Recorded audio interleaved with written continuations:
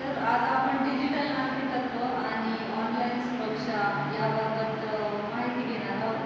तर त्यामध्ये महत्त्वाचं म्हणजे आजच्या डिजिटल युगात विद्यार्थ्यांना जबाबदार व सुरक्षित ऑनलाईन वर्तनाचे शिक्षण देणे हे शिक्षकांचे कर्तव्य आहे. डिजिटल नागरिकत्व म्हणजे केवळ तंत्रज्ञान वापर नव्हे, तर ते नैतिक, जबाबदार व सुरक्षित वापर आहे.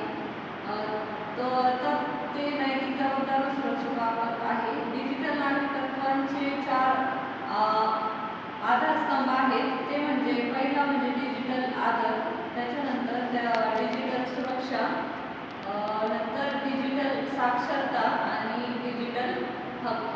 डिजिटल आदर म्हणजे ऑनलाईन इतरांशी आदराने वागणे, सायबर बुकिंग टाळणे.